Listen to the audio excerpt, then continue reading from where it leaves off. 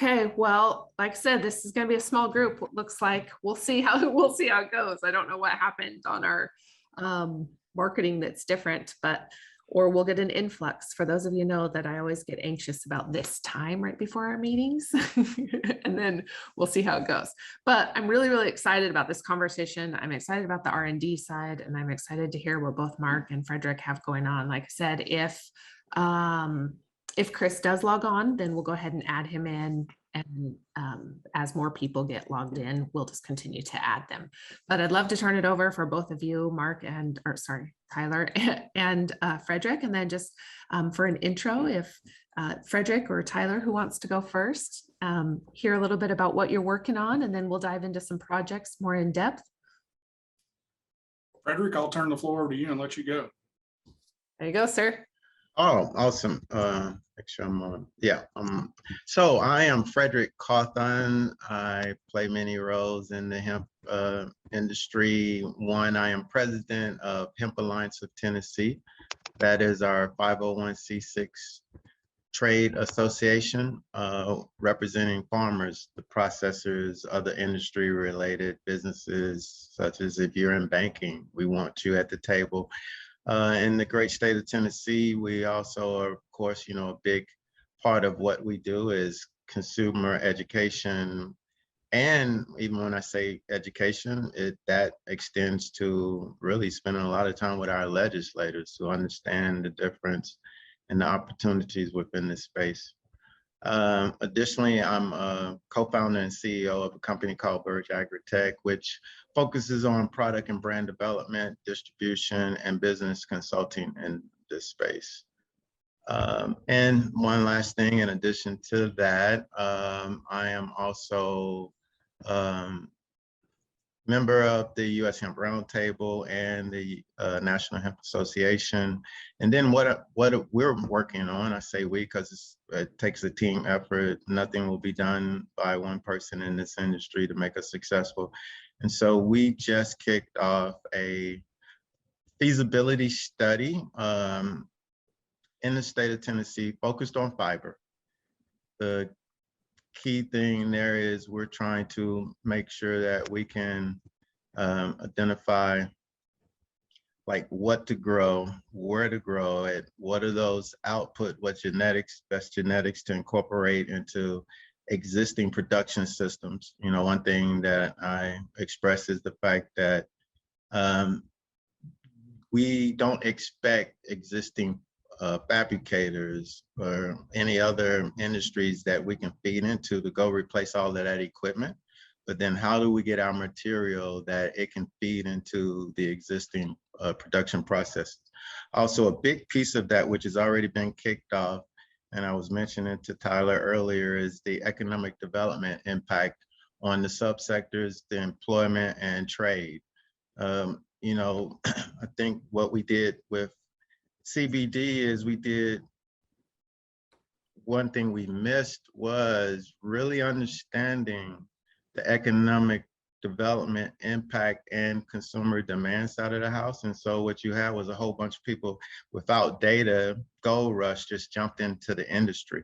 And so we're wanting to take a step back in Tennessee, really get that data. I call it the chicken and the egg. You have whichever one is which one. You got the farmer side and you got the business side. Farmers aren't really ready to go jump in on another crop, so we need data. Companies, Fords, and all the other industry players that are Bridgestone, FedEx, that could benefit from hemp fiber fed off into boxes, injection molding, insulation for car companies, etc.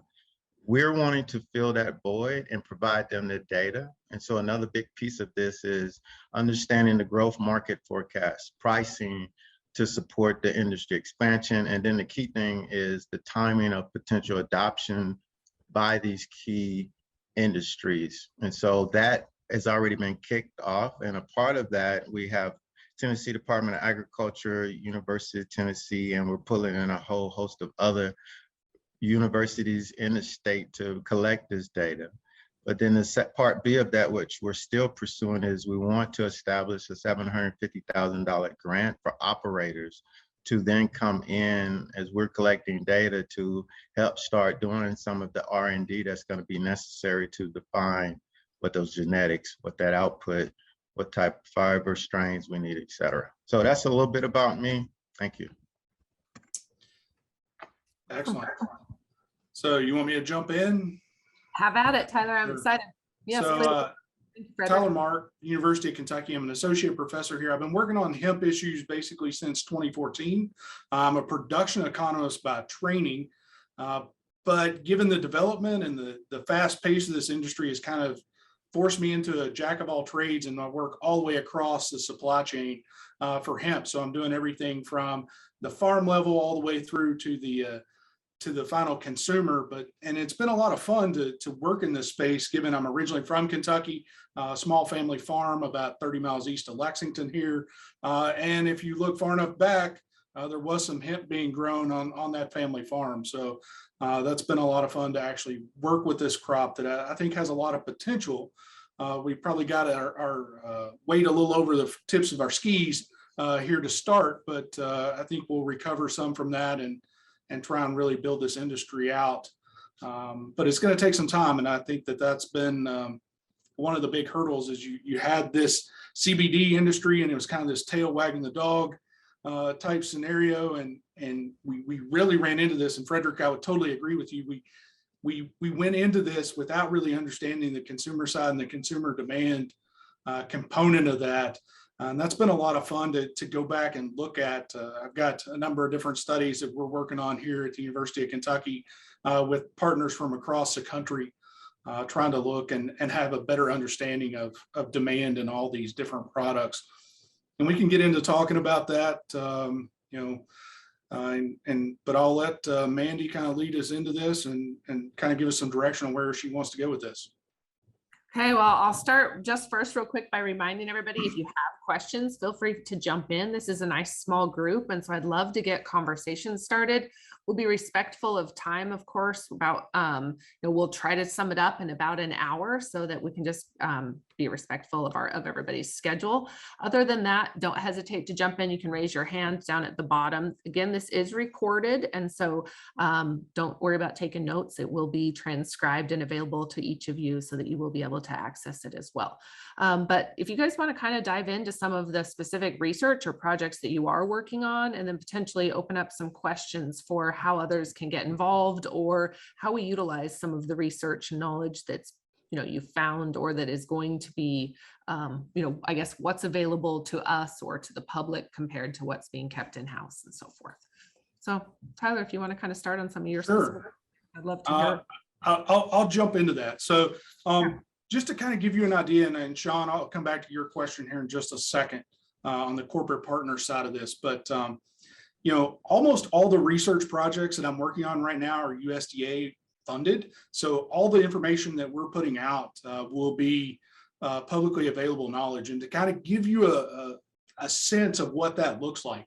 So you all know about the NASS survey that's coming out, yield and acreage survey that's coming out. It's actually in the field right now. So I was part of a bit of a team to help develop some of those survey questions, but keep in mind, that is really yield and acreage components only. So we need to go much deeper in that. So we're working with AMS to get another follow on to that, doing a census of all the producers across the country, irrespective of what crop, if they're in floral, fiber, grain, because we want to know what those production costs are, what the production practices are, because we know they vary across the country and what people are doing. And we need to understand what that looks like. So hopefully that survey will come out early spring, but I mean, it's wrapped up in O&B right now, going through the process. So as you can imagine, anytime you get into these large governmental projects, it takes a long time to get it through the hurdles to do that. So hopefully that you'll see more on that front coming out. Beyond that, we're looking at crop insurance. Crop insurance is another big piece. And this is with the University of Tennessee and University of Maryland and Drake Law Center. We're looking at crop insurance because right now, if you're in the CBD side of things, there's so much oversupply in the market, they're not really signing any contracts. And if you don't have a contract, you can't get crop insurance. So that's a big hurdle. Some in the other spaces, but you're starting to see more fiber and grain processors really look at contracts. And we've got 2 legal experts on this too. And we're starting to look at those best management practices when you get into signing those contracts and trying to get some templates out to producers so that they know what to expect in that. What should they see? What shouldn't they see? What are some red flags that would come from different components or different processors or manufacturers in that space? And then going beyond that, with the University of Georgia, Auburn University, and University of Delaware, we have a consumer survey that's going on right now, and it's 30 months. So every month, we started in February of 2021 with our first survey. We've got our first article out on that at the University of Delaware in their Ag Econ department there. If you look in their Ag Econ department, you can find the Hemp webpage there. And we're starting to look monthly at what are some of the consumer characteristics and the consumer demand for all these hemp products. And right now, what we're seeing is a whole lot of confusion in the market, right? Because we see many people can't determine the difference between hemp and marijuana. So anytime I ask about hemp, marijuana is the first thing that pops in their mind. So we have a whole lot of education that we really got to do in this market to clarify that in people's minds and what that actually is. And we're looking at characteristics that non-consumers want to see or have corrected before they start to consume these products. But there is some bright spots in that too, and that I've seen a higher number of consumers than I have heard anecdotally in the market. So that's kind of a bright spot. And there's a whole lot of non-consumers that are talking about consuming these products in the coming months. It kind of mirrors a little bit of some of what New Frontier Data did, if you've seen their surveys that they did in Europe and in the US. So it's got some of those components, but we'll have more information coming out on that. Hopefully we'll get to a monthly report that'll be a nice place to go. Frederick and I were talking about the economic impact and some of the work they're doing there. So with my partners at Colorado State and at University of Vermont, we're looking at economic impact and trying to put out a tool. Right now for the hemp industry, there is no impact model out there that's at least open access that anybody can use and grab and make changes to that. But we're trying to put that tool together. We're in the second year. We just started the second year of that project. And we basically got all the cultivation sector put together. So everything to the farm gate, we're working on the processing side right now. And what are those economic impact factors that are going to be coming to those different sectors? Because and keep in mind, we're only doing that right now for Kentucky, Vermont, and Colorado. So we have kind of a hodgepodge of states there, but they kind of cover a broad range of different products. If you look at Vermont, it's pretty niche in the types of products, probably smokables, those types of products. You move out to Colorado, it's much bigger CBD space, and Kentucky's kind of somewhere in the middle of that with some of the rules and regs we have in place for that. And another really exciting piece, I think you all had Jeff Steiner on not too long ago from Oregon State talking about the Usda Sas Project they have. I'm also part of a Usda Sas project here on the East Coast, but we're really moving more into how do we get hemp grain into the aquaculture sector. And I think that's kind of a unique niche in that this grain is really high in omega-3s and omega-6s. And can we even elevate what some of these aquaculture, if we're looking at rainbow trout, can we elevate those omegas in those products and have a more nutritious product? And we're also setting that grant's also set up to provide FDA with all those components that they need for, as we've talked about in the hemp grain or hemp feed side of things, all those tests that they need to get it that product labeled for the aquaculture sector. So that's kind of a broad range of the projects we have going on. We've got another project going on where we're looking at, so we have the consumer side, but we're looking at it from a surveys perspective. We also are looking at it from a what are they actually doing and what are they actually buying in the store perspective too. So we've got a whole nother data set that looks at it from that side. So are those two markets really matching up? So can they say they're buying this in the market, but are they actually buying this in the market to look at those components? So we're coming at that from both angles. And I've also worked with the University of Vermont on a whole number of metrics to look at how we measure the growth in this industry, especially these new nascent, these new small, very thin industries. We've got a white paper out on that to look at that. And it's also got some things in there, if you're more on the sustainability side, looking at some of the carbon sequestration potential, some of the carbon components that go in there. So that's not really a data component, but it's the metrics that we might use to measure these industries. And in terms of, Sean, to get back to your question, what corporate partners are we working with? You know, that's really been a bit of a struggle on the corporate side, especially in the econ side. They are doing more of that in the agronomic side of the house. They may be working with a company doing variety trials and those types of things. On the economic side, I haven't really had a whole lot of success working with corporate partners at this point in time. I would love to figure out how to make that more tangible. But I mean, when you get into the corporate side of the house, you know, that's probably something that's going to be kept confidential, which creates a whole different level when you get into dealing with a university and our requirements. And the requirements for that. And, you know, so, but, you know, I would love to figure out, we've had a number of people approach us about doing some of these studies, but, you know, when you start talking, you know, about what it actually takes to do that, that becomes kind of a stumbling block at this point in time. And I think as this industry develops and matures, and you have some of these corporations really come in that have the capital resources available to be able to do some of these types of studies, then I think we'll see some of that, but I don't think we're quite there yet. So that's kind of where we're at the University of Kentucky on the econ side, and there's a whole host of other projects that are unfunded that we're talking about and working on. But you know, and I'm more than happy to answer questions and go however you want to go with this.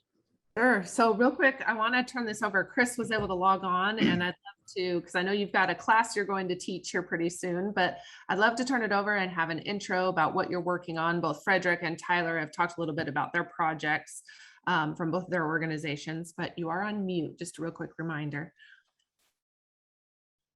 Yeah, I didn't want to interrupt, but that was good to hear about some other university work going on. So I represent mostly the paper industry, and they're very interested in hemp fiber, but basically, what is the best way of processing stems to get functionality out of it for the paper products? And so we've got some nice funded projects right now from companies that they want us to be looking at this. So the Renewable Bioproducts Institute at Georgia Tech is where I reside. I personally spent 25 years with Kimberly-Clark Corporation making tissue, towel, industrial wipers, hand sanitizers, all those kind of products from KC, Kleenex and Scott towels primarily, but and 7 years ago joined the faculty at Georgia Tech. So historically, the Paper Institute was in Appleton, Wisconsin for about 60 years and moved to be part of Georgia Tech. I finished my PhD as part of that move, and then went to work for Scott Paper and then Kimberly-Clark. So the interest that we have is in the biomass and what it can be doing for the paper industry. We do have some ties to the molded fiber industries as well, and also nonwovens. And I think that there's applications for the bast or the hurd or individually or both in many of these kinds of applications. I was just talking to somebody yesterday who was making a very dense paper, which appears to be completely out of hurd for specific applications. And then we are working with a board manufacturer, a box board packaging manufacturer, on whether hemp bast or undecorticated stems can help them achieve better strength, because they're very reliant upon waste paper recycling. And we see the quality of waste paper continues to go down, particularly with products that are multiple recycled over and over again.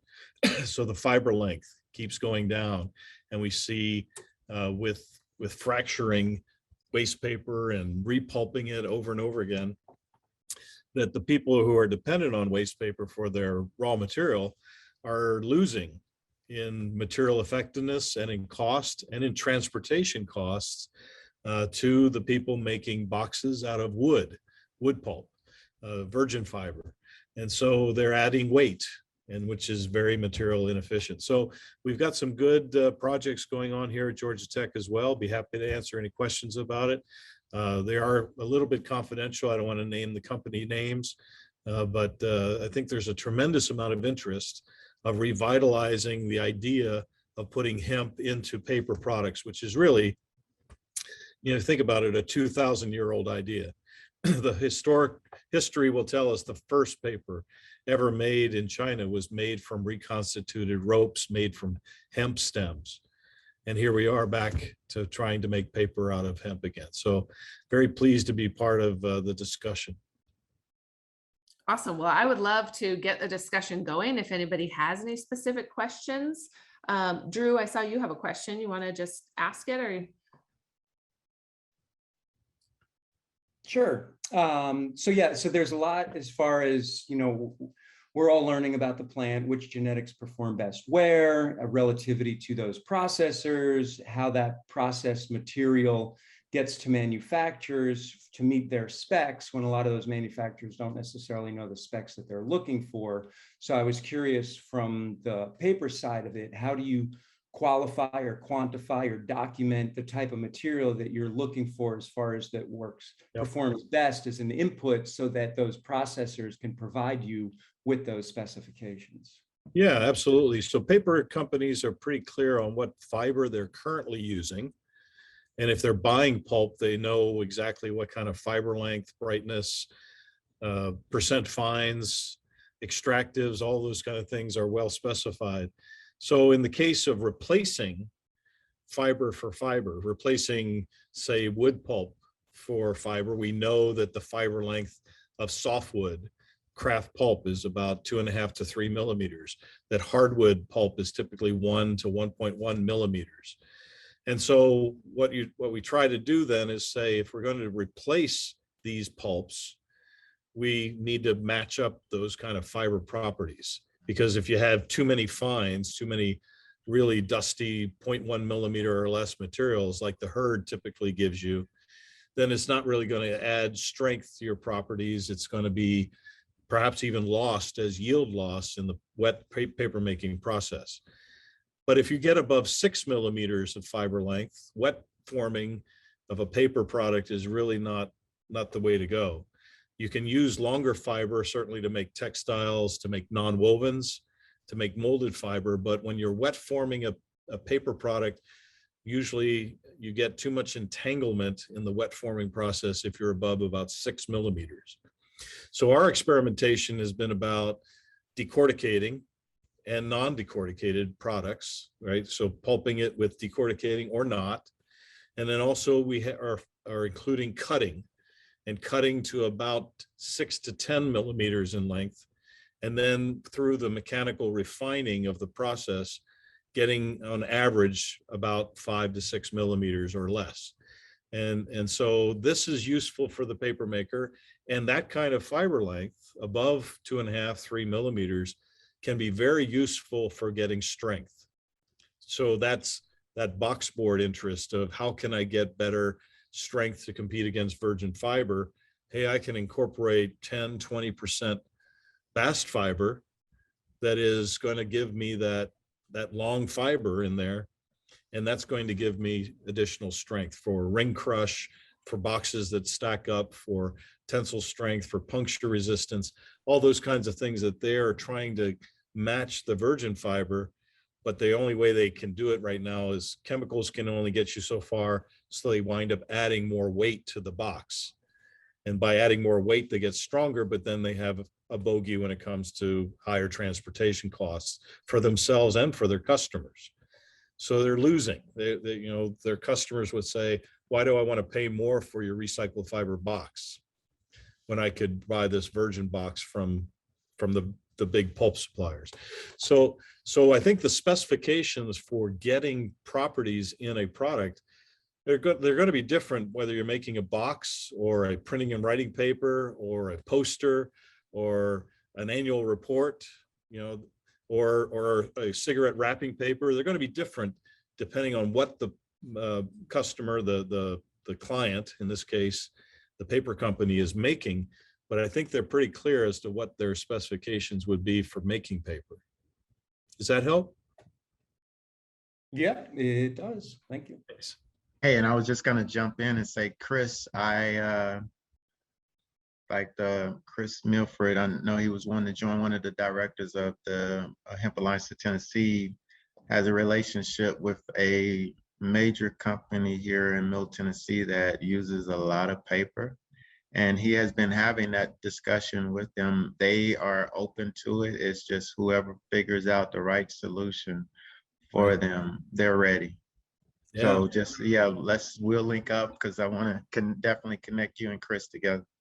And That'd be great. I guess this is the production economist in me coming back and saying, this is all great, grand, and wonderful, but will it pay enough at the farm level to buy acres away from other crops? Because if it doesn't, and that's where I really struggle with some of the papers and the low value products in the fiber industry is, you got to compete with corn, beans, other specialty crops to buy those acres away. And right now, I created a lot of the original budgets at the farm level that are used across the country. And, I don't know that I can pencil that out right now to get there. And I think one of the keys to that is the genetic side, which I think we'll move quickly towards. It's just going to take a little bit of time to do that, but to get the right genetics, the right yields to create those products. I don't disagree with you at all, Tyler. That's good. Yeah, and I would even add to that. And Mandi, this is going back to our discussion, I think, last week.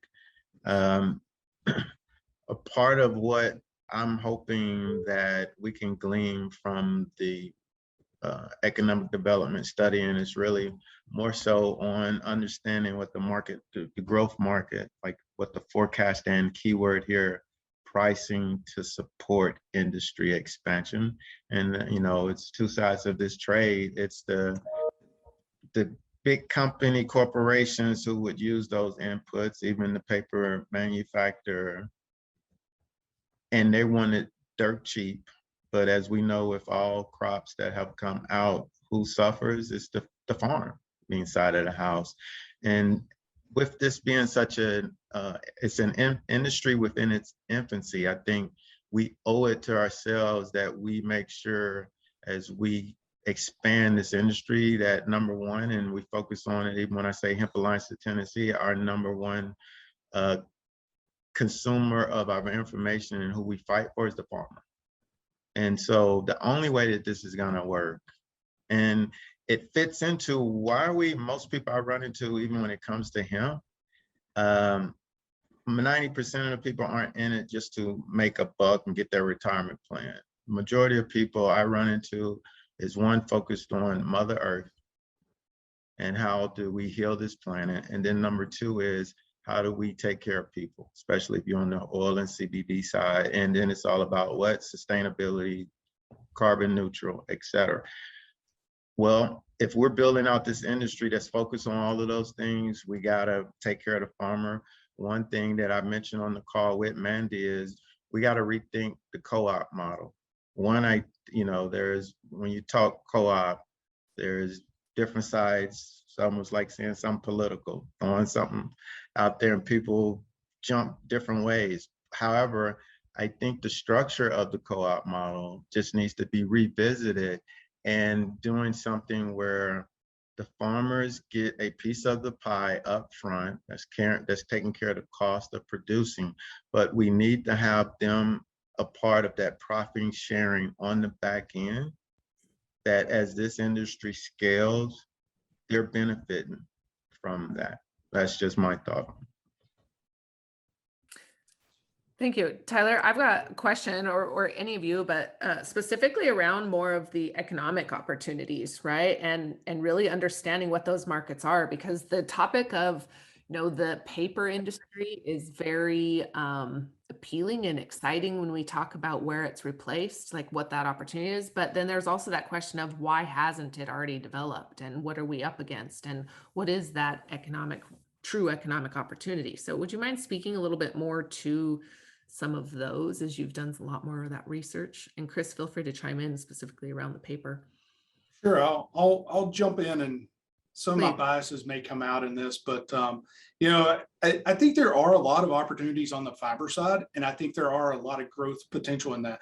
But part of this industry really, we talk about 25,000 different, 50,000 different products out of this, but that harkens me back to some of my research in my PhD at LSU, where we were working with the sugarcane industry and bagasse out of that industry. And you can make about anything out of that bagasse except for money, right? Which is a problem.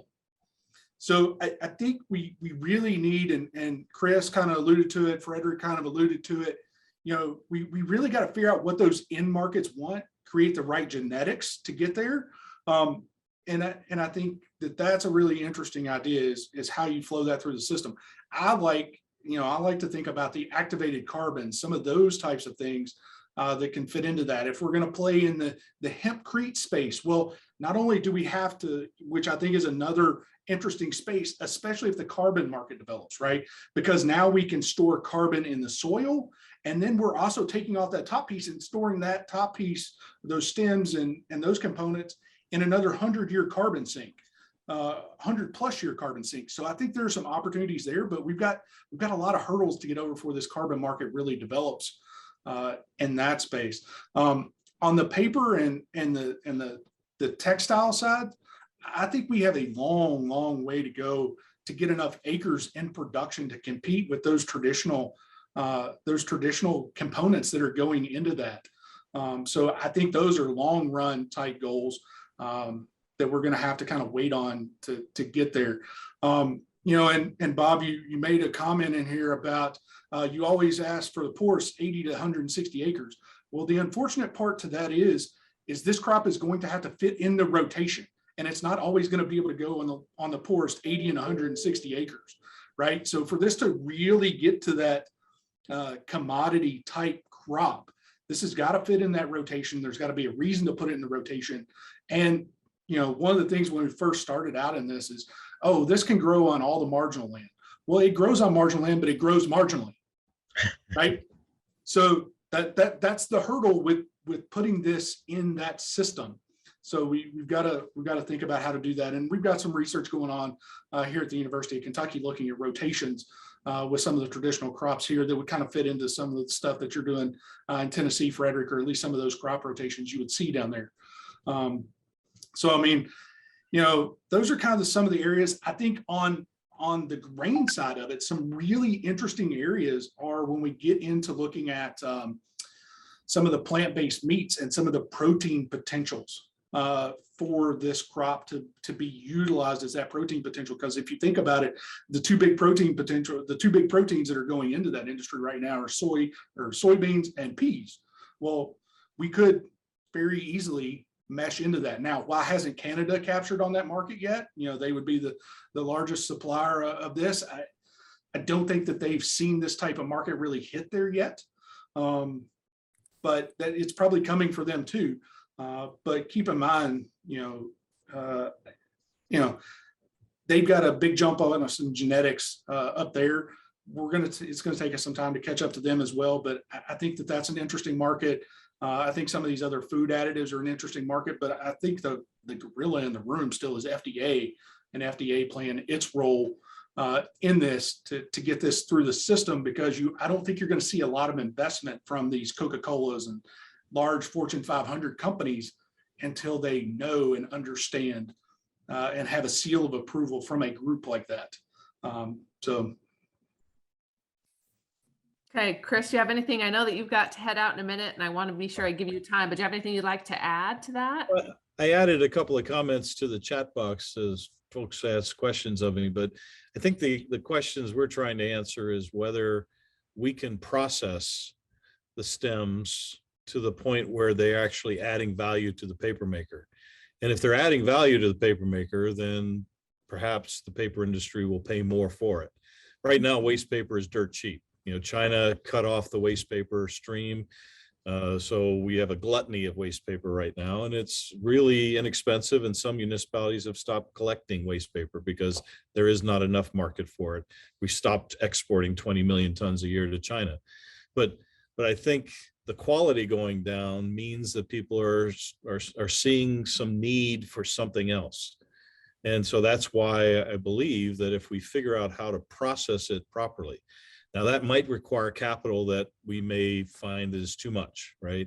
I don't think anybody really has the backing to build a 100-ton-a-day craft pulp mill just to make hemp fiber right now. That would be, $20 million, and we could build one of those, or we could build, 100 or 1,000-ton-a-day facility. Again, farmers have to grow it, but I think that if we can add value to the paper products, it's not just a niche product anymore, that people who want to get a hemp fiber paper will buy it, but anybody could buy it if it adds value to the product. And that's what I think we're getting clients interested in doing it. That's why they're interested in doing it. And maybe they pay a little bit more, or at some point, maybe the waste paper market will turn around and waste paper will be too expensive again, and people will want to have alternative feedstocks like hemp. So that's what we're playing on. It's a little bit of a gamble, and everybody, I think, in this realm is gambling a little bit, but that's our interest at this point. So I will cut off. I didn't see Mandi anymore. Is Mandi there? But I will have to go teach. And I see a lot of faces here that I'd love to collaborate with. Yeah, I Chris, think we lost, man. Quick follow-up before you depart. Chris, thank you very much for and talking on that, because that's really a what you've hit on is really it's an issue with everybody here. We want to do the right thing. We want to help the farmers. We can make a lot of product, but can we make them profitable? Yeah, good point.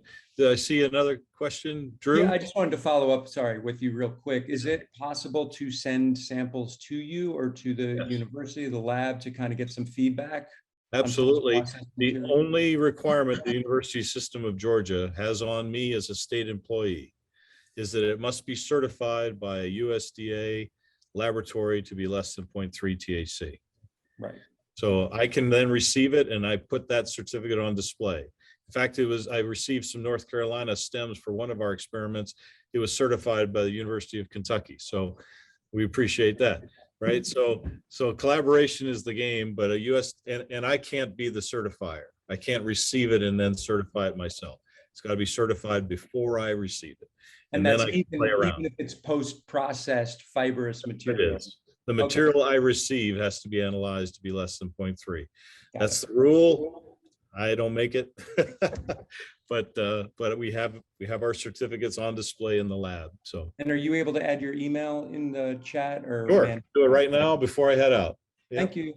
Yeah, my pleasure. Thank you, Chris, very much. I did drop off for a minute again, guys. Sorry, I don't know what happened. I got kicked off for a sec, so logged right back in. But does anybody else have any questions? This is great discussion. Before Chris, you take off. Thank you very much for joining us. Any more? Good to see everybody. Thanks, sir. Thank you. Bye-bye. Tyler, do you have anything else you'd like to add, or any other questions that anybody have specifically for Tyler or Frederick before we move on? Well, I'll add a comment on what Frederick Please. talked about with the co-op system. I find that an interesting model, and this could be an interesting space to get into, especially with this new crop, new technologies coming along, new equipment. One thing I would challenge you to look at is the sugarcane industry in Texas. So that is basically a co-op type model where the mill itself owns all the equipment and does all the scheduling for that crop. And I think that could be an interesting model, but keep in mind, you still got to overcome the inertia of the US farmer, and that the US farmer wants to own all the equipment and they want to do it on their own time, right? So that becomes a bit of a challenge, but many of these producers are extremely small, and owning, if you're going to get into the grain or the fiber side, and even if we get into the mechanization of the floral side, that equipment is going to cost quite a bit, at least initially, until you get those cost of production down for that specific equipment. Yeah, and so even to add, and I'm glad I see my my guy Chris Milford, one of the directors from Hemp Alliance in Tennessee, on, because he can go deep dive. high level, he goes deep. But one thing in regards to co-ops is, and I'm glad you mentioned the sugarcane malt, because we hadn't, at least me personally, hadn't been aware of that sugarcane as the model, but in our internal discussions with looking at how the existing co-op systems are stood up, we looked at it as, one, why would we want a co-op type system? One is the benefit of cost sharing in that equipment side of the house, because it is going to cost a lot of money to stand this up.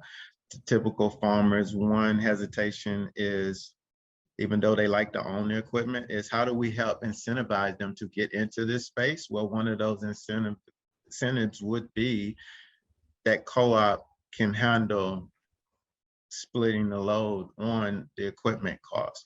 And then what we've looked at in Tennessee is trying to answer the question, assuming all stars line up, businesses on board, and the farmers on board.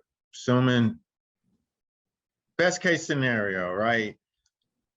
If we can get even to that point, though, we're still going to have the issue of no major corporation. I think I heard Chris before he left, or it might have been you, Tyler, that said this.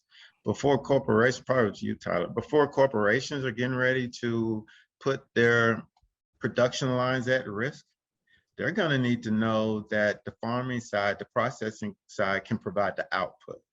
I mean, BMW down in South Carolina, who's putting fiber in their cars and not getting ready to pivot and go to the United States, and until they can be assured that whether sleet, snow, or rain, and however many farmers are on board, whatever type of equipment issues you got, you're still going to get that fiber to us to go off in these cars, because we cannot stop production because you had a rainy day.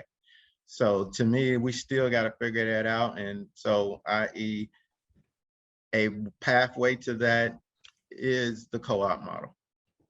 And then even regionally across the state, Tennessee, it takes you 7 hours to get across the state. I know the numbers we throw around is, well, you want processing within 100, 150 miles. Well, regionally from a state at a high level, we got to break it down into the 3 stars, East, Middle, and West Tennessee. Minimally, we're going to have processors within those regions. How do we then build that out to then start providing all of the tonnage that would need to go off into end products? Any comments, Chris? Why before I'm curious to hear what you would think. Well, yeah, questions about, whether farmers buy the equipment or the co-op buys the equipment. I think you could probably have a hybrid there, right? Start with the co-op owns the equipment to start. And then if a farmer decides to buy one of his own, right, he has the option to lease that to other co-op members. And as far as, I believe you should also, the processor is also involved in the co-op, or maybe even is owned by the co-op, right? Because that's all cogs in the same machine at that point. Well, and I've seen models also where for-profits own a piece of, say, the processing, and a co-op owns a part of it for dividends that are paid back potentially to the farm also. Yep. A way to pay through, but still get funding, especially with the public-private opportunities and more opportunity on the high tide raises all boats. Right. And then I'd like, real quick before we're done, because I know we're about out of time, and Ruth, I'll open it up for sure, but then I'd really like to dive in more of the economics, Tyler, right? I'm asked all the time, and we just actually had a really good conversation with our advisory board about bridging this gap and understanding, what is the language that needs to be heard, and what are those hurdles we need to address on the economic side, especially in rural communities. But before we dive in, Ruth, feel free to ask your question, and welcome. It's good to see you again. You're on mute. On mute. Sorry about that. Thanks, All Mandi. right. Okay, so I wanted to know what you thought about a mobile decorticator. I know of at least one that fits in a container and it can be hauled from field to field. So that that kind of obviates the problem of everybody having to drive to a central location, which, you know, kind of defeats the carbon sequester aspect of it. But if it just is a decorticator that can go around and service a large area, you know, or an area and then go to another area, I would like to know your take on that. And Actually, also, if you don't mind, I have one more thing and then I'll mute it again. Going back to Tyler's comment before about Canadians and hemp food. I'm in Canada. I have been in the industry a long time. I helped legalize hemp both here and in the US. And hemp food has been the raison d'etre. It's why Canada has grown hemp since '98. Everything we've grown here has gone into hemp food. But it hasn't really blossomed the way everyone thought it would, largely because it's been too early. You know, it's market acceptance. I mean, I started making hemp tortilla chips in the year 2000 and everyone was like, can you smoke it? You know? Will this get me high? We've all heard it. I said the question, will this get me high? Yeah. And so, you know, it's not that we haven't been aware of hemp food in Canada, and believe me, there's plenty of it from, you know, all just the hemp seeds and hulled hemp seeds and oils, but there's also salad dressings and tortilla chips and cereals and bars and tons of stuff. It's a matter of really market acceptance, and now it's coming into its own.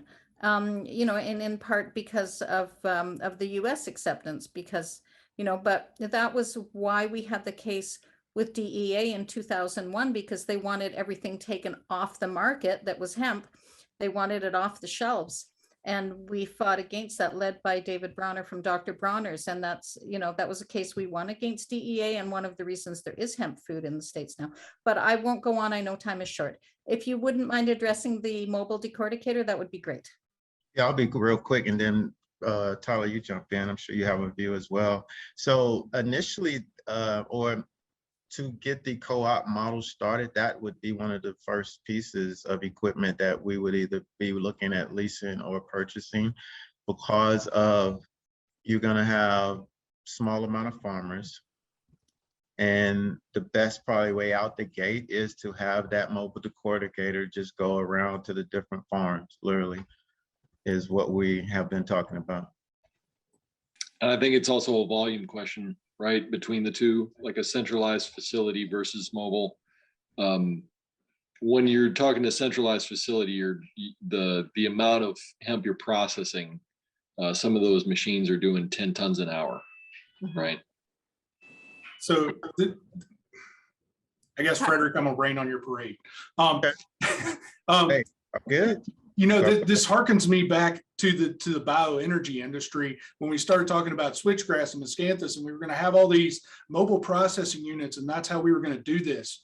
When it comes to kind of going back to Chris's point, it comes down to those economies of scale, right? You got to be able to get that cost of production down. Additionally, you know, in this sector, it's maybe not as bad as maybe the biofuel sector, because in the biofuel sector, you were utilizing chemicals to break those compounds down. Here, we're utilizing a mechanical process, typically, not always. You know, so, but you still got to have access to phase 3 electric. A lot of these farms, especially in rural areas, may not have that access, or you got to figure out how to provide that access to run these types of equipment, depend upon the scale with which you're running. So that's a hurdle you got to try and get over to figure out that, you know, I like to think about this as a much larger facility and figure out the transportation cost piece to this. Now, the transportation cost, you know, if you put this in a round bale and try and move it, you can't get that full 80,000 pounds on the truck to maximize that transportation cost issue. If you can square bale it and condense it enough, you might be able to maximize that transportation component to that. So that's what I would be thinking about, is how do I get a much larger facility that I get those economies of scale, because that's also going to feed into that next piece of the market, right? If you can't get those processing costs down enough, you're going to struggle getting into the next piece of the supply chain. Yeah, and I totally agree 100% with everything you said. That mobile piece was really doing a pilot phase before you're building that large facility, industrial. How can you pilot this? Would be with a mobile decorticator. Yeah, potentially.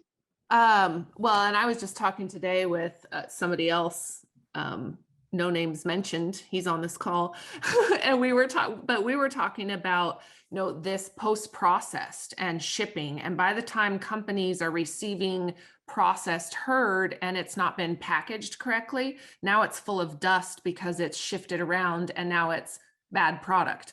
And so even though we're now decorticating and providing a good product, if it is not packaged well before shipping, we're back to the same issue, that it's full of dust and now no longer usable in construction and building materials or whatever that product is. And so considering that, when, we're talking about decortication, I guess is something that we hadn't been, or I hadn't heard a lot discussed. And it was really a aha moment for me in these types of processing themselves, is what does the packaging look like once it's taken off that field and then shipped, and the quality, what quality is maintained from there. Yeah, and we've even got quality issues on the floral side too, right? We've got a bunch of this stuff stored in barns that have with a dirt floor, and Right. the value of that, you just poof, went away. So Yes. Colin, you're right. Bale is like compressed cotton bales. It's shipped and, very specific. Okay, so any other comments, I guess, or anything else you'd like to add on the economic piece, especially the rural opportunities? I've been asking this question, and I'm not really sure how to phrase it when I ask it, but I've asked a couple of different times. What is that tipping point, on size of facility and opportunity? And, what is that end market if all of us, and I'm just speaking very broadly, are going after that low quality herd? At what point is that market flooded, or what is it, what happens when big volume processors come on board? And so I'm kind of curious from you, feedback on those topics. yeah, that's a great question, Mandi, because when you get into the fiber business, you're not really in the bass fiber business, you're in the herd business, because that's 70% of your product that you have to be able to get rid of. And that's got to go into some fairly high value products. That's why I'm kind of interested in the activated carbons, because those are in almost everything. That's through a pyrolysis process or one of those other types of process. So it's almost like a biochar to some degree, that's kind of interest across the platform. And, we've done a little bit of work here at the University of Kentucky looking at biomembranes that utilize hemp in batteries. Well, now we're talking about a high value product in an industry that is poised to grow significantly as we move towards electrifying our automobile fleet. And the weight of the vehicles. Like, we have to consider that the goal is to reduce the weight of those vehicles as well. And so putting it into the biocomposite. Yeah. So I think there's a lot of those pieces. Now, do I know what that tipping point is? I'm not exactly sure, but when you start thinking about scales, you're talking about corn, soybeans. When you talk about cotton, I mean, there's 6,000 acres of cotton just in the state of Texas. So, you look at one plant going in there down there at 30,000 acres, you're not there. You don't have enough to compete with that crop to get that in there. So, I mean, I'm looking at, we got to be able to get to scales of, 10 million acres plus, in the fiber space. If you're going to get in the grain sector and you're going to play around and you're going to move and flow that grain through the system that's set up in these very large elevators to buy space away from those other crops, you're talking about having to make, you want to be able to load rail cars at a time. So we don't produce enough grain in the US almost to even load a rail car. So we've got a pretty big tipping point to get to where you can get into that. You're talking millions of acres in each one of these crops. That's not going to come overnight. Right. Okay. Well, I love hearing the numbers. I really like speaking about, where is that opportunity? Where are we realistically now? What does time frame look like? There's a lot of discussion and a lot of hopes. I hear a lot of people say, well, it'll be X number of years before it's mainstream. What are we looking at, gentlemen, in your opinion? Well, I would not put a number out there personally. I'm waiting to hear what Tyler say. But I would say it this way in regards back to our feasibility study, and the goal outcome of this, the lens that we will be able to have from this is a part of it is, what does adoption look like? When we talk pricing, demand, we need to, in my opinion, provide the data. And getting back to that question that Sean asked earlier on the call, this should be open source. The data that we're going to get from Tennessee, we want to make it available to all states and entities. It would be focused on Tennessee. However, we got to know how much demand possibility, and then adoption is a big piece, because then we need corporations to step up and say, where is this on their timeline? Because every major corporation right now is looking at what sustainability looks like to them. Every corporation is looking at that, and they have a roadmap. And then, so the first question to me is hemp on your roadmap? Is the first question. Then if it is, what does that timeline look like? Because this is not a build it and they will come. We have to bring them, and that's why I say chicken and egg, and we're trying to, in our state, start with the data to help drive those type of discussions that will lead to what that timeline looks like. Yeah, I mean, that's a great question. I mean, when you start thinking about the genetics component, just to get, these genetics through the breeding process, I mean, you're looking at 5 to 7 years to get out a new variety. So, I mean, you got that out. Now you got to practice with that new variety that's coming out, I think the ultimate goal is, much like they have in Canada. Canada has now gotten to the point where they don't really have to test that hemp that's produced there, because they've got 30 years worth of production that it's less than 0.3%. Well, getting rid of that hurdle in this industry of having to get a license and have that tested, and the cost of testing components is really interesting, but we're probably 5 to 10 years at least away from getting that where our genetics are stable, in that space.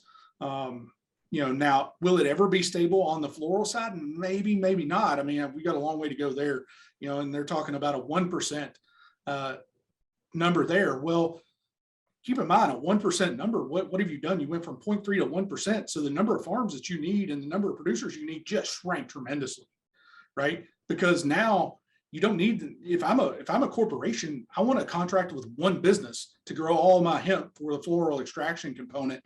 And I can do that now, because now I'm producing 25% CBD versus 8% CBD plants. I mean, huge differences there. So there's lots of interesting pieces around this. I'm also interested how the international market comes available. And there's a lot of trade groups talking about moving this product internationally, but keep in mind, we've got a lot of trade partners that have 0% THC allowances. And you've got a really small crop that's now trying to get into the trade arena, and you're bringing in a product that potentially has THC in it. They're a country that doesn't allow THC. The other trade groups are much bigger than you. They're liable to just say, we don't want to deal with hemp in this traded group anyway. So you all are out of it. And, now we've narrowed that market again. So we've got to figure out some of those components. And keep in mind, we've still got 2 farm bills running, right? So we got the 14 farm bill, the 18 farm bill. We got 2 different pieces of legislation. And oh, by the way, in the new reconciliation and the new reconciliation bill extends the 14 farm bill again to 2023. Yeah. So, I mean, that's another piece that we're working on, is kind of a glossary and looking at the inconsistencies among all these plans that are out there, and how this is going to play in the market and the misinformation that kind of comes from that. Okay, so we're coming up on an hour. Like I said, I'm trying to be respectful of time, because I know it's the end of a lot of your days. But I'd like to open any other questions real quick before we sign off, or before we get to the end of this. I want to keep talking. I could talk about the economic side all day long. Like I said, this big question of how do we bridge this gap, and how do we as an association help create this message to, shrink this gap and connect the dots on the investment capital to move these projects. And so I could keep talking about the economics. So any other questions? Hey, Mandi, just a quick question. Yeah, please. Hi. Thank you as always. And the biggest opportunity that I see, and I heard Frederick talk about it, is the auto industry. With the electrification of the vehicles, we're looking at reducing weight. So hemp as an additive, to the polypropylenes and thermoplastics, I think is huge. So I think collaboratively, how do we all focus on a use case, that scopes and targets specific items, right? So as we talked about, Mandi, before, the supply base, BMW is very progressive, right? So it doesn't surprise me that they're taking the ball and they're doing a lot of the R&D on their own. One of the quickest ways to get into the room where it happens, so to speak, with the big OEMs is to affect the parts, the suppliers, the tier ones. How we get into those rooms to find use cases where we can integrate into those parts, because that allows us to start small, right? And help build that supply base, because to your point, we're not going to have millions of acres right off the top to grow. And what's that timing on the glide path? What does it look like? Is it 2023? Is it 2024? But if we could collaborate and target specific parts, right? A lot of trim parts, as you know, door panels, instrument panels, and using hemp as an additive to reduce weight. It's a big deal right now. I can tell you, due to the fact that the batteries add so much weight to these vehicles, then now we've got to find ways to reduce the overall weight of the vehicle. So I think you bring up a great point there. And I heard Frederick talking about it, so it's really exciting. But how does the group narrow that scope and all focusing on one group? Great question.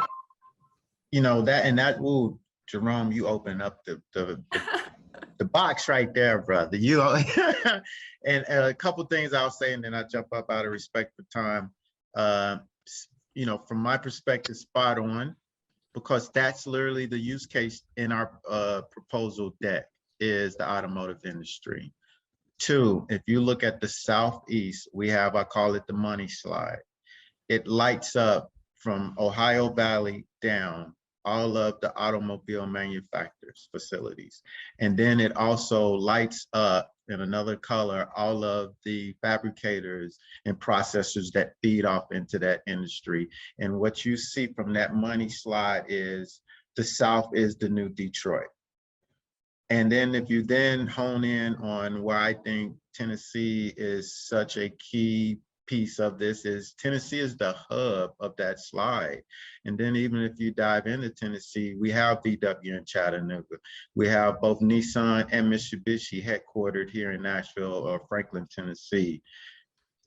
And we just announced a new Ford plant that's going in West Tennessee for EV batteries. And then about a month ago, the CEO of GM was down in Spring Hill, Tennessee, because GM is putting in a battery plant here in Tennessee. All roads lead that 65-24-40 corridor. And it's like, to your point, the question that we, I think, need to answer globally, and I don't have the answer for you, but you're spot on with the question. How do we all link up on that use case to make that happen? Great. This is something I'm super focused on. I hope you guys can still hear me. My screen is acting a little bit funny. But I would be interested, Tyler, do you have anything you want to add to that real quick? And then I can kind of close with where I'd like to take this. I'd really like to start a working group, to start specifically around some of these topics we discussed, Jerome. And let's do that. Let's do that, Mandi. I want to say thank you for Tyler and Frederick both. You're exactly on the mark.